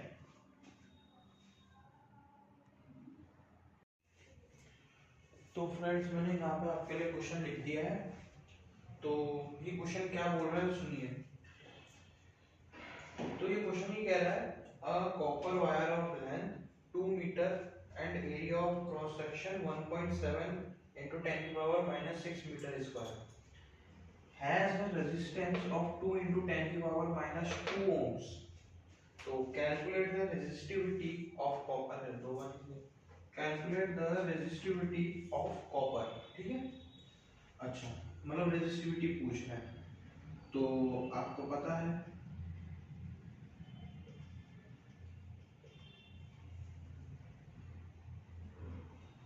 रॉ का फॉर्मूला क्या है, R × A/L, ये फॉर्मूला है R × A/L। तो हमको रेजिस्टिविटी निकालना है, तो R की वैल्यू हमको कितनी दे, L दे रखा है हमको ये। अच्छा, यहाँ पहले लिख लेते हैं क्या क्या दे रखा है। यहाँ L हमको 2 मीटर दे रखा है, ठीक है। यहाँ पे हमको एरिया हमको दे रखा है कितना, एरिया हमारे पास है 1.7 × 10⁻⁻6 मीटर स्क्वायर, ठीक है। रेजिस्टेंस हमको दे रखा है यहाँ पे R = 2 × 10⁻⁻² ओम, ठीक है। R दे रखा है, L दे रखा है, A दे रखा है। तो ये तीनों टर्म जब आपको दे रखी है तो बस ये फॉर्मूला में पुट करिए और कैलकुलेशन कर लीजिए। तो यहाँ पे आप रॉड डालेंगे, R क्या है 2 × 10⁻⁻² इंटू एरिया हमारे पास ये है 1.7 × 10⁻⁻6 अपॉन में 2 मीटर। तो बस आपको साफ साफ दिख रहा है 2 से 2 गया, तो रॉ आपके पास कितना आया 1.7 × 10⁻²-6 - 8 और यूनिट ओम मीटर। ये आपके पास इसका आंसर आ गया। इजी क्वेश्चन था। सिर्फ आपको क्वेश्चन में क्या देखना है, क्या चीज दे रखी है वो पहले लिखेंगे आप। लिखने के बाद आपको फॉर्मूले याद होने चाहिए, तभी होगा। जब आप देखेंगे कि यहाँ पे L दे रखा है, यहाँ A दे रखा है, यहाँ R दे रखा है, तो उसके बाद सोचिए कि क्या फॉर्मूला है जो ये तीनों उसमें आते हैं उस फॉर्मूले में। तो जैसे रॉ में आते हैं ये तीनों, तो रॉ में आपको दे दिया। अब ऐसे कुछ भी बना के दे सकते, जैसे मान लीजिए L, R और रॉ दे दिया, आपसे एरिया पूछ लिया, तो फिर एरिया निकालना पड़ेगा आपको। तो नेक्स्ट सवाल हमारा करते हैं उसी पे ही है।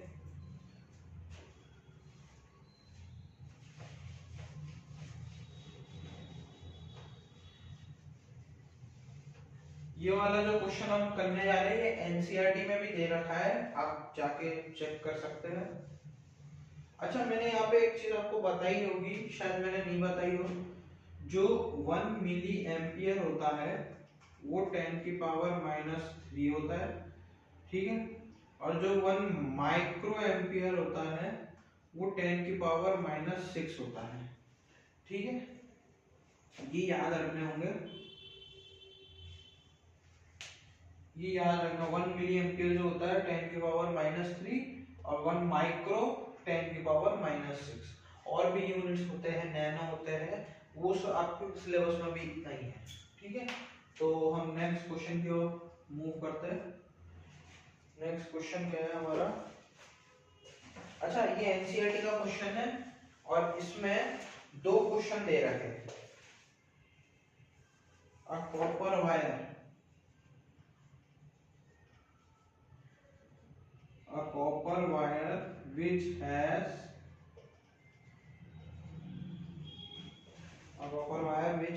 diameter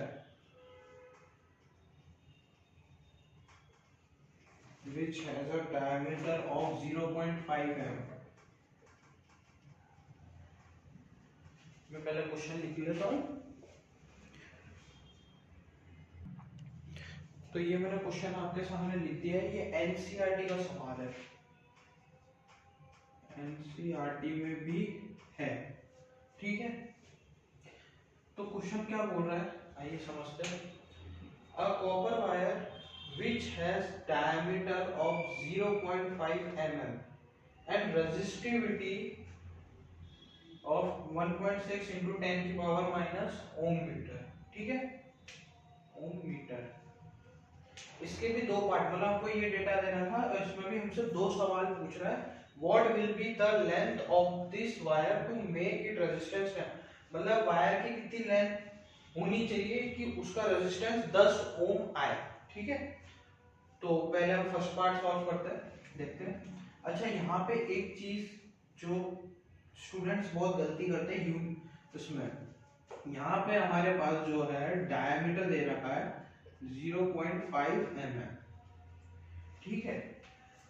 अगर आपके पास क्वेश्चन में जो पूछ रहा है उसमें उस यूनिट में आपको आंसर देना पड़ेगा। अब यहाँ पे यूनिट लेंथ की बोल रहा है, तो लेंथ में क्या होता है मीटर, और यहाँ क्या दे रहा है मिलीमीटर, तो आपको इसको मीटर में कन्वर्ट करना पड़ेगा। अगर आपने ये वैल्यू ही रख के सॉल्व कर दिया तो आपका क्वेश्चन गलत होगा। तो आपको पहले इसको चेंज करना पड़ेगा। तो पहले अच्छा डायमीटर दे रखा है, इसको हम रेडियस कर देते हैं, तो 0.5/2 जो कि हमारे पास आया 0.25, ठीक है 0.25 रेडियस। अच्छा अब ये mm में है, इसमें है mm में, इसको हम मीटर में कन्वर्ट करेंगे। तो मीटर में कन्वर्ट करेंगे तो ये कितना आएगा 0.25 इंटू 10⁻³ मीटर। ये हमारे पास रेडियस निकल के आ गया मीटर में, ठीक है, ये आर निकल के आ गया। अच्छा रेजिस्टिविटी मतलब रो दे रखा है हमको, रो हमको कितना दे रखा है 1.6 इंटू 10⁻⁻8 ओम मीटर, ठीक है। ये हमको रेजिस्टिविटी दे रखी है, रेजिस्टेंस भी दे रखा है आर 10 ओम। हमको ये तीन चीजें दे रखी है,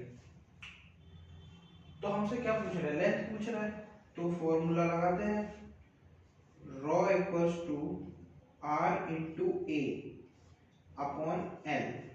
हमसे एल पूछ रहा है, तो इसको हम किस तरीके से लिख सकते हैं, अगर एल निकालना है एल को इधर ले जाओ और रॉ को नीचे ले आओ, तो R into A by raw.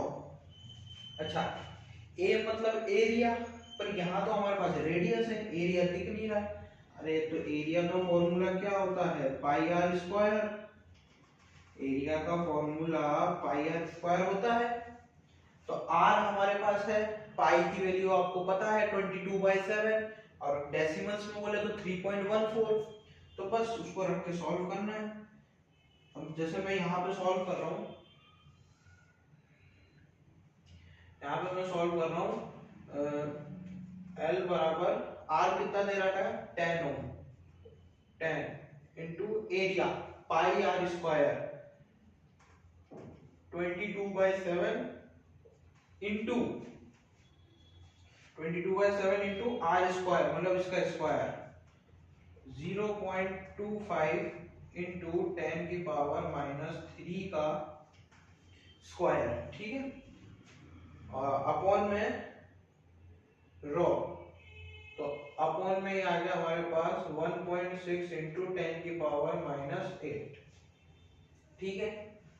तो अब हम इसको सॉल्व करेंगे, तो एल में पहले हम सॉल्व कर लेते हैं थोड़ा, 22/7 इंटू 0.25 का स्क्वायर, एक मिनट में थोड़ा कैलकुलेट कर लेता हूँ, 0.25 स्क्वायर 0.1969, तो ये हमारे पास आया 0.1964 इंटू 10⁻⁻6 मीटर स्क्वायर, ठीक है, और अपॉन में इंटू 10 भी है, 10 इंटू में, और इधर 1.6 इंटू 10⁻⁻8। अब आप यहाँ पे सॉल्व करेंगे तो आपका मीटर में आंसर आएगा। तो यहाँ पर आपकी लेंथ आ गई, जो भी आप कैलकुलेशन करेंगे 10 इंटू 8 22/7 इंटू 0.1964, इसको डिवाइड मारेंगे तो जो आपका आंसर आएगा, मैं आंसर बता देता हूँ। आंसर क्या आ रहा है, आंसर आ रहा है आपका 122.7 मीटर, आप इसको सॉल्व करेंगे तो आपका आंसर ये आएगा। आप सॉल्व करके देखना, ठीक है। अच्छा, तो अब इसका बी पार्ट करते हैं।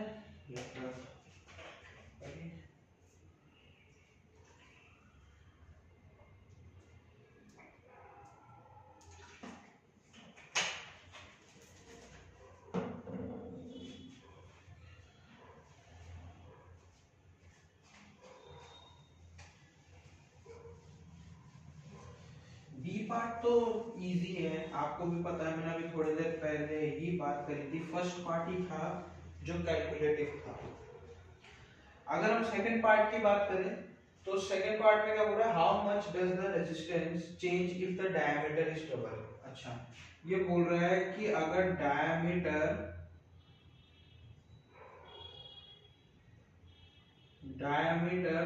डबल हो जाए, क्या हो जाए, डायमीटर अगर डबल हो जाए, तो डायमीटर डबल अगर हो जाएगा तो मैंने एक रिलेशन बताया था, जो आर है वो इनवर्सली प्रोपोर्शनल है एरिया के, ठीक है।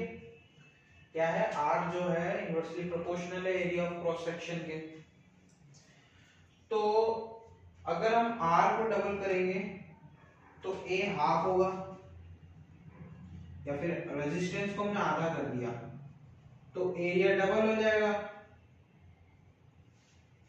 क्या, अगर हमने रेजिस्टेंस को हाफ कर दिया तो एरिया डबल हो जाएगा। अगर हम रेजिस्टेंस को डबल करते हैं तो एरिया हाफ हो जाएगा, हो जाएगा, हाँ।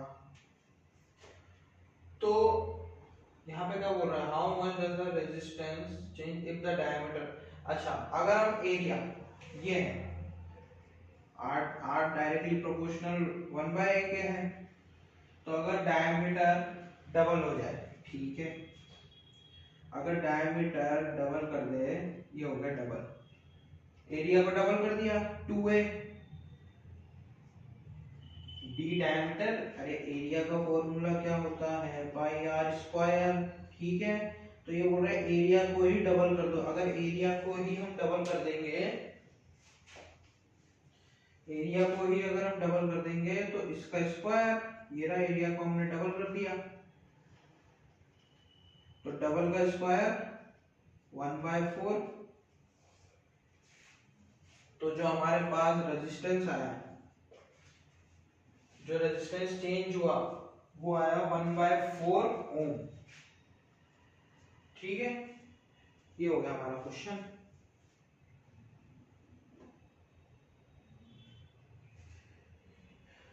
अच्छा, एक और क्वेश्चन है, उससे भी बात कर लेते हैं, उसके बाद हमारा आज का लास्ट टॉपिक है series combination and parallel combination.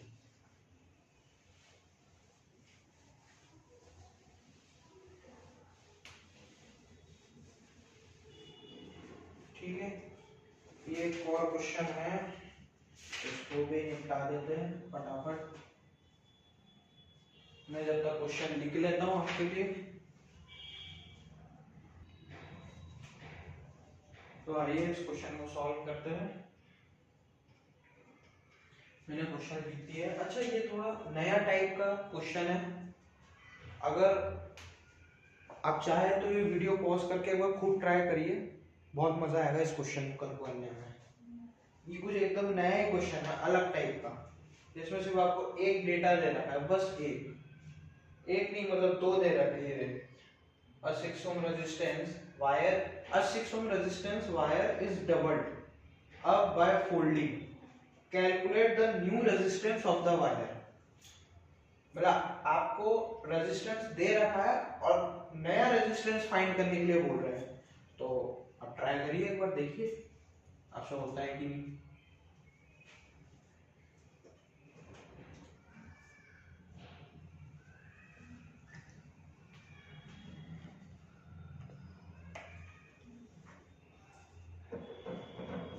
चलिए शुरू करते हैं। अच्छा, क्वेश्चन में हमको रेजिस्टेंस दे रखा है, आर हमको दे रखा है 6 ओम, ठीक है।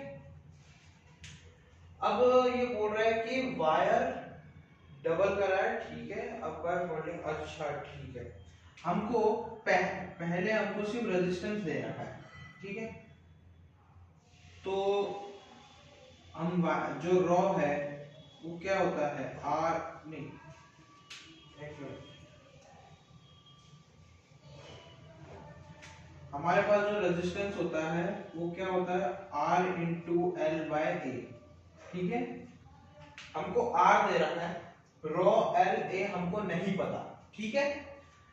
तो हम मान लेते हैं कि हाँ उस वायर का रेजिस्टिविटी रॉ है, लेंथ एल है और area of cross section A है। इसके बारे में हमको कुछ नहीं दे रखा, हमको सिर्फ आर दे रखा है। तो हम लिख देते हैं यहाँ पे 6 equals to rho into L by A, ठीक है। ये हमने यहाँ पे लिख दिया है। इसको हम फर्स्ट इक्वेशन दे देते हैं अभी के लिए, ठीक है। अच्छा, अब इसने और भी कुछ डिटेल्स दिए, जैसे इसने बोला कि वायर डबल हो गया फोल्डिंग के टाइम। अच्छा, मैं आपको एग्जांपल देता हूं। जैसे ये आपके पास वायर है, इस वायर की लेंथ देखिए पूरी है। अब जैसे ही मैं इसको फोल्ड करूंगा तो इसको मैंने फोल्ड करते इसकी लेंथ आधी हो गई, आपको बड़ी लग रही है, मैंने और फोल्ड कर दिया, अब देखिए आधी हो चुकी है। वैसे ही यहां पर बोल रहा है कि फोल्ड करने पे जो हमारे, ये तो पहली इक्वेशन हो गई। अब दूसरी equation R equals to rho into L by A, ठीक है। अच्छा, यहाँ पे एक चीज देखिए, अगर फोल्ड हो रहा है तो लेंथ क्या हो रही है, आधी हो रही है। तो यहाँ पे L बाय 2 आ जाएगा, तो 2 मैं नीचे लिख दूं।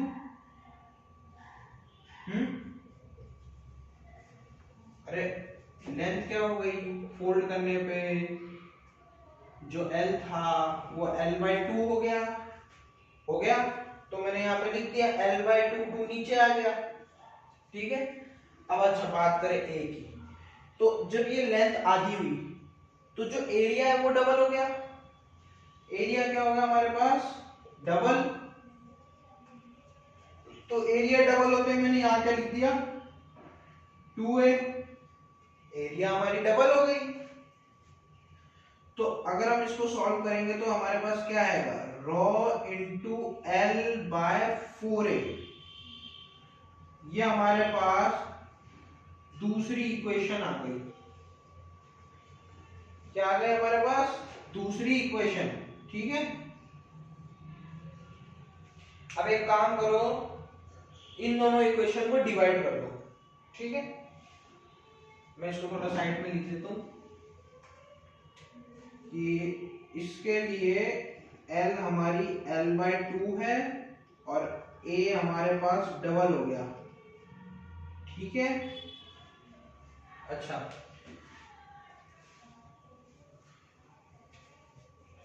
तो सॉल्व करते हैं, दोनों इक्वेशन को डिवाइड करो। डिवाइडिंग इक्वेशन 2 बाय इक्वेशन 1, इसको इससे डिवाइड कर दो। तो हमारे पास इक्वेशन 2 क्या है, R equals to rho into L by 4a। ये हमारे पास इक्वेशन दे रखी है, R equals to rho into L by 4a, upon में कर दो आप R बाय ये 6। रुक जाओ, मैं इसको थोड़ा ऐसे लिख देता हूं जिससे आपको कंफ्यूजन ना हो।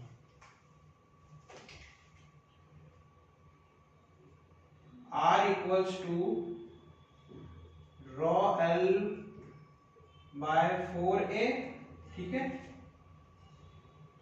अपॉन में R बाय 6, अपॉन में इसका क्या है, रॉ L बाय 4 है और इसका हमारे पास है rho into L by a, ठीक है। अच्छा, अब यहां पे एक चीज देखिए, रॉ इंटू एल से रॉ इंटू एल कट गया, ए से ए कट गया, तो R बाय 6 बराबर क्या बचा, 1/4। बचा हमारे पास, तो 4 को इधर भेजो, 4r बराबर 6, तो r हमारे पास क्या आया 6/4 आ गया हमारे पास r। तो इसको कैलकुलेट करेंगे तो हमारे पास कितना आएगा 4 1.5 ओम। ये हमारे पास नया रेजिस्टेंस निकल के आया। क्वेश्चन में इसमें थोड़ा सा आपको ट्रिक लगाना पड़ेगा कि आपको पुराना मतलब एक रेजिस्टेंस दे रखा होगा, आपको नया रेजिस्टेंस निकालने के लिए बोला होगा, तो उसमें फिर क्या करेंगे आप, जो इक्वेशन बनेगी उसमें आपके पास एक रेजिस्टेंस दे रखा था, फिर आपने उस वायर का रेजिस्टिविटी माना, रॉ लेंथ L मानी, एरिया A माना और उसको इक्वेशन 1 दे दिया। उसके बाद आपने क्या करा, उसने खुद ने बोला कि जो वायर है उसको डबल करा फोल्डिंग, जब फोल्ड करा तो डबल, तो एरिया तो हो गया आपका डबल, एरिया क्या हो गया डबल और लेंथ क्या हो गई आधी, तो L की जगह L/2 इंटू एरिया आपका डबल हो गया 2a, तो आपके पास इक्वेशन 2 क्या बन गई R equals to rho into L/4। फिर आपने डिवाइड करा इक्वेशन 2 को इक्वेशन 1 से, तो R/6 रॉ इंटू L/4 है, फिर रॉ इंटू L से रॉ इंटू L कट गया, बचा क्या R/6 इक्वल्स टू 1/4, A से A भी गया, तो बस आपके पास नया रेजिस्टेंस निकल के आ गया। ठीक है, तो ये हमारे हो गए कुछ क्वेश्चंस। अब हम चलते हैं आज के सेशन के लास्ट टॉपिक पे। ठीक है, कॉम्बिनेशन ऑफ रेजिस्टर्स।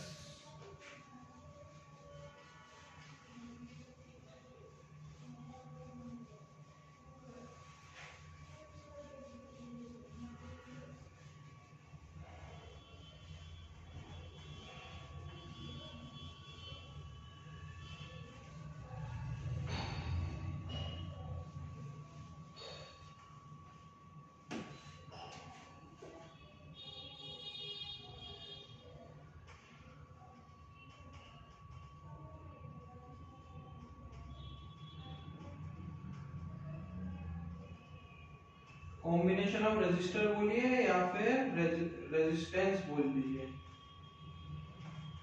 ठीक है, अच्छा, ये हमारे पास दो टाइप के होते हैं। पहला हमारे पास होता है सीरीज, दूसरा हमारे पास होता है पैरेलल। अच्छा, इन दोनों का मतलब क्या है वो भी बताता हूँ। सीरीज मतलब आपके पास हो गया, अगर कोई सर्किट आपके पास सीरीज में जुड़ा हुआ है, मतलब इस तरीके से, जैसे ये रेजिस्टेंस हो गया आपका, ठीक है, और एक और रेजिस्टेंस ऐसे जुड़ा हुआ है, ये हमारे पास हो गया R1, ये हमारे पास हो गया R2। ठीक है, अगर आपके पास जो रेजिस्टेंस है, जो सर्किट बन रहा है, ये अगर आपका सीरीज में है, मतलब अगर ऐसे दोनों एक साथ है एक ही लाइन में, तो वो आपका सीरीज कहलाता है। क्या कहलाता है? सीरीज। और पैरेलल की बात करें तो पैरेलल कुछ इस तरीके का होता है, जैसे मान लीजिए मैंने यहां से करंट फ्लो करवाया, तो करंट सीधा जाएगा इसमें,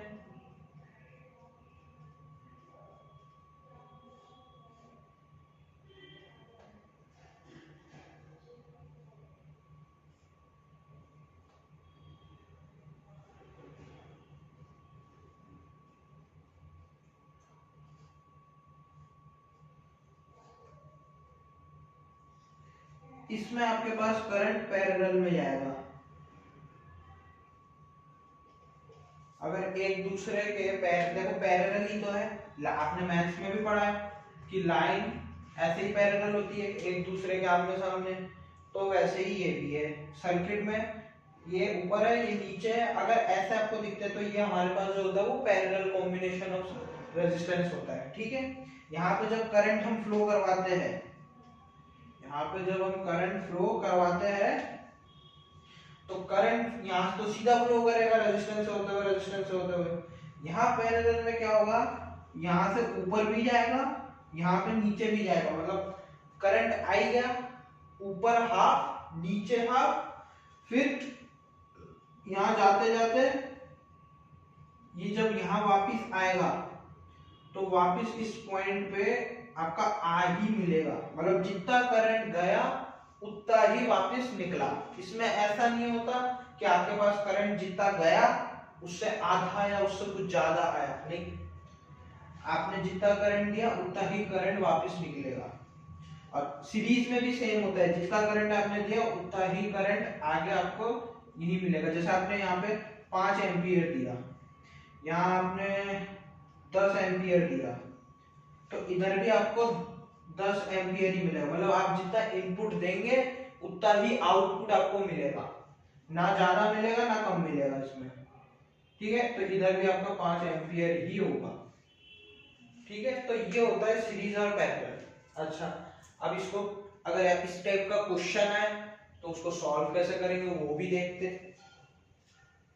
पहले हम इसके रिजल्टेंट की बात करते हैं, ये इसमें ही बता देता हूं मैं।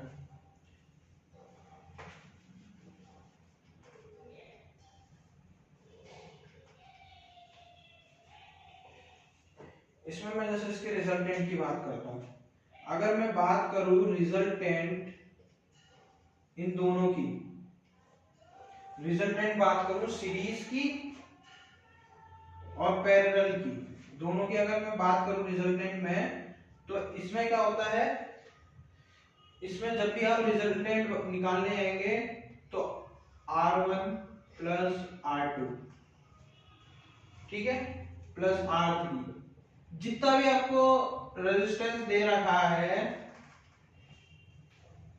आगे तक चलता रहेगा, ठीक है।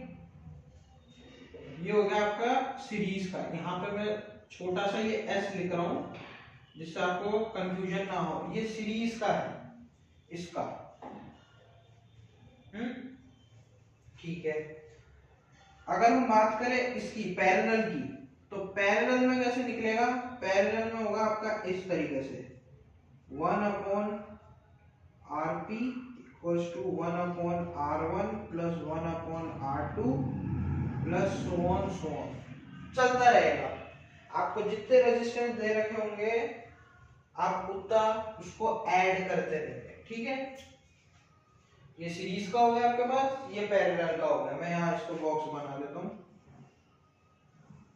ये पैरेलल, ये आपका सीरीज, ठीक है। तो ये आपके पास सीरीज और पैरेलल का रिजल्टेंट फॉर्मूला आ गया। अच्छा, रेजिस्टेंस का फॉर्मूला आपको पता है, मैंने बताया था ओम्स लॉ के हिसाब से V बाय I होता है। तो अगर आपके पास सीरीज में दे रखा है तो ऐसे होगा, पैरेलल में दे रखा है तो भी ऐसे होगा। तो मैं कुछ इसके क्वेश्चंस के बारे में बात करूंगा, तो 1 मिनट रुकिए। अच्छा, तो मैं इसका प्रूफ भी बता देता हूं कि ये आया कैसे। अक्सर स्टूडेंट सिर्फ डायरेक्ट फॉर्मूला भी याद कर लेते हैं, तो इसका प्रूफ ओम्स लॉ से ही आया है। मैं दिखा देता हूं एक बार करके, तो आप एक बार देख लीजिए ये, ठीक है। हम पैरेलल का भी करेंगे और सीरीज का भी, और इसके क्वेश्चंस हम नेक्स्ट लेक्चर में कवर करेंगे। अभी फिलहाल मैं एग्जाम्पल के थ्रू 1-2 क्वेश्चन करा दूंगा, ठीक है। बाकी के जो और भी बहुत सारे क्वेश्चंस होंगे वो मैं आपको अगली लेक्चर में करवा दूंगा।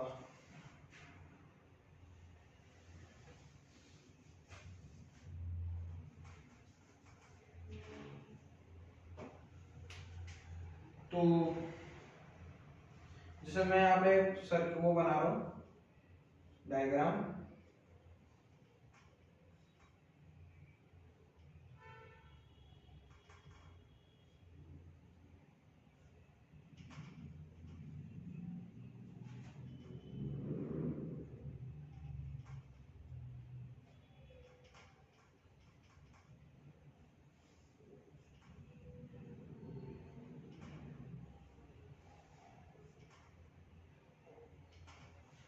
ये हमारे पास इसका डायग्राम बन गया। तो ये हमारे पास आपको पता है ये सेल है, ठीक है। ये हमारा R1, ये हमारा R2। यहाँ से करंट आएगा, पूरे सर्किट में फ्लो करेगा और जितना गया उतना ही आएगा। यहाँ से यहाँ तक ये V1, यहाँ से यहाँ तक V2, ठीक है। और आप इसको पूरा V भी मान लीजिए, पूरा R। अगर आप इसको जोड़ेंगे तो पूरा R, इसको जोड़ेंगे पूरा V। अच्छा, अब ओम्स लॉ लगाते हैं।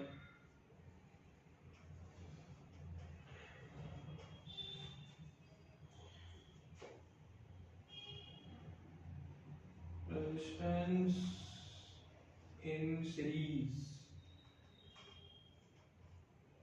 ये सीरीज का है, पैरेलल का इससे बात करते हैं। तो ओम्स लॉ लगाते हैं।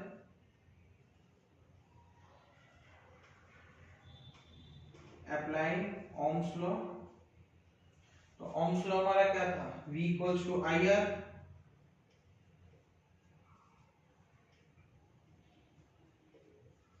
ठीक है। तो अगर हमको ये वाला फॉर्मूला निकालना है, जैसे इसमें 2 है, तो ये फॉर्मूला कैसे प्रूफ करेंगे अगर हमारे पास 2 रेजिस्टेंस दे रखे हैं। तो सिंपल सा है कि आप अगर वहां चेक करेंगे तो V equals to V1 plus V2, जैसे यहाँ सीरीज में है R1 प्लस R2, वैसे आप वोल्टेज को भी लिख सकते हैं V1 प्लस V2। तो फर्स्ट इक्वेशन का फॉर्मूला क्या है, I इंटू आर। तो इसको आप लिखिए I इंटू आर, और V1 V2 को आप ऐसे लिखिए I1 into R1 plus I2 into R2, ठीक है।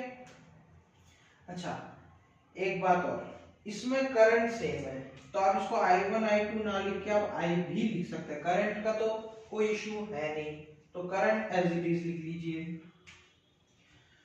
तो अब ध्यान से देखिए,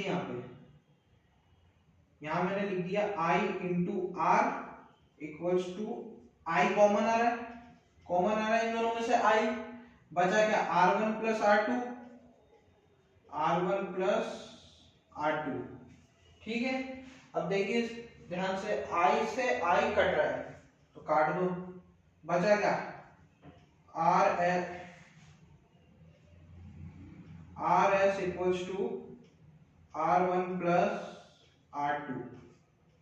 तो हमारे पास ये फॉर्मूला प्रूफ हो गया, ठीक है। कैसे आया दोबारा बता देता हूं। आपने ओम्स लॉ लगाया V इक्वल्स टू IR, फिर आपने जो V इक्वल्स टू IR है, V की जगह आपने I इंटू आर रख दिया। यहाँ पे I into R, I into R1 plus I into R2, ठीक है। इन दोनों को रखते ही यहाँ से I कॉमन आ गया, R1 प्लस R2, I से I कटा, तो हमारे पास वो फॉर्मूला निकल के आ गया, ठीक है। तो अब हम पैरेलल में चलते हैं। सीरीज हो गया हमारा। अच्छा, सीरीज का क्वेश्चन है, मैं इन दोनों का क्वेश्चन करवा देता हूं। अब पैरेलल वाले में चलते हैं।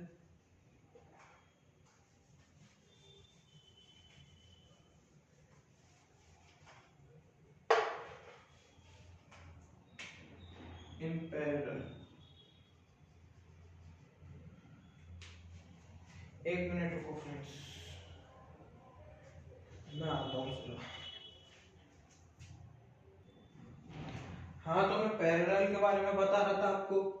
तो जैसे सीरीज में हुआ वैसे ही सेम पैरेलल में होगा। तो पैरेलल में हम क्या करेंगे, वही बैटरी कनेक्ट है, बस यहाँ पे हम क्या करेंगे, रेजिस्टेंस अलग अलग कर देंगे।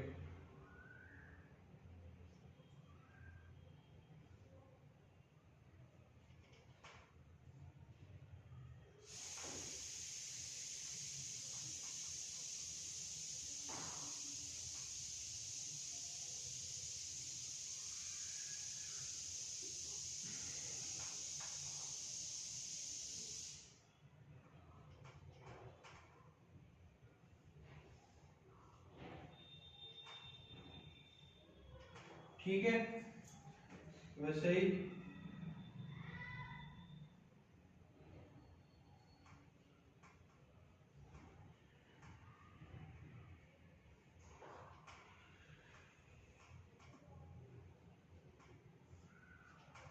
ये हमारे पास पैरेलल में बन चुका है।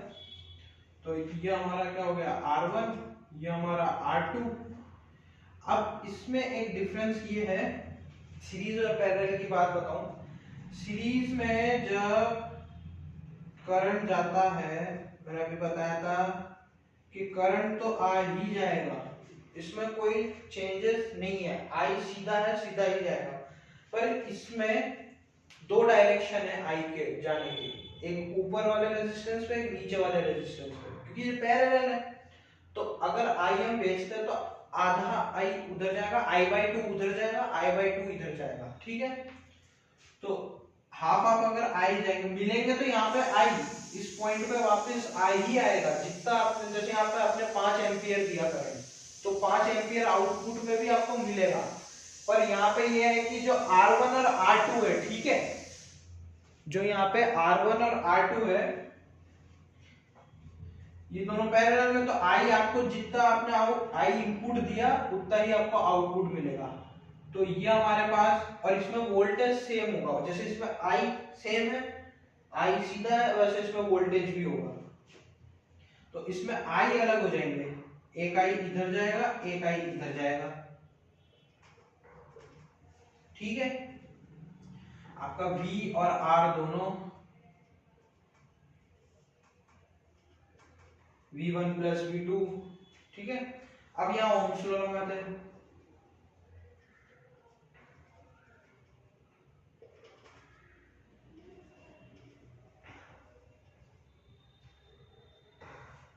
Applying Ohm's law. अच्छा, हमने वहां V इक्वल्स टू IR लगाया था, क्यों? क्योंकि वहां वोल्टेज अलग अलग था, पर यहाँ पे करंट अलग अलग है। यहाँ वोल्टेज सेम है, करंट अलग अलग है। ऊपर I1 जा रहा है, यहाँ नीचे तो मैं यहाँ पे I1 ऊपर और I2 नीचे। तो यहाँ पे मैं बता रहा था, थोड़ा नॉइस आ रहा था। तो I1 ऊपर, I2 नीचे, दोनों अलग अलग। तो यहाँ पे हमने क्या करा, यहाँ पे हमने V equals to IR Ohm's law तो लगा दिया, पर यहाँ वोल्टेज अलग अलग नहीं है, यहाँ वोल्टेज सेम है। तो हम क्या करेंगे, यहाँ पे I अलग है तो हम I से निकालेंगे, I equals to V by R आएगा, ठीक है। I equals to V by R आएगा, ठीक है। तो हम क्या करेंगे, जो अब I1 अलग प्लस I2 किसके बराबर है, I के, I equals to I1 plus I2 है, ठीक है। I equals to I1 plus I2 है, ठीक है। तो हम क्या करेंगे, V बाय R, इसको भी हम क्या लिखेंगे, V बाय R, इसको V by R1 plus V by R2, क्योंकि वोल्टेज सेम है, करंट अलग है। तो V by R equals to V by R1 plus V by R2। तो यहाँ पे हम क्या करेंगे, V by R equals to, V common आ रहा है, V कॉमन ले लो। तो यहाँ क्या बचा, 1 by R1 plus 1 by R2 बचा। V से V कैंसिल कर दो, बचा क्या, 1 by R parallel equals to 1 by R1 plus 1 by R2। ये देखो, ये फॉर्मूला आ गया। जो यहाँ पे 1 बाय R पैरेलल का फॉर्मूला आता है 1 by R1 plus 1 by R2, वो इसके इक्वल आ रहा है। समझ आ रहा है ये रहा हमारे पास। ये तो सिर्फ मैंने 2 रेजिस्टेंस की बात करी है, अगर यहाँ पे 3 लगे हैं, अगर यहाँ पे 4 लगे हैं, तो भी फॉर्मूला वैलिड आएगा। पर हाँ, इसके आगे आपको plus 1 bye R3 plus 1 bye R4 भी करना होगा, उसका डेरिवेशन भी यही सेम है। जितने रेजिस्टेंस होंगे यहाँ पे आपको उतने लिखने पड़ेंगे, 1 by R1, 1 by R2, 1 bye R3, ठीक है। अच्छा, तो ये हमारा था आज का लास्ट टॉपिक। इससे रिलेटेड जो क्वेश्चन होंगे वो हम नेक्स्ट लेक्चर में कवर करेंगे। तो आज थोड़ा टाइम हो गया। तो अगर आपको ये वीडियो ये सेशन आपको अगर अच्छा लगा तो लाइक कमेंट शेयर करना, ठीक है। तो थैंक यू।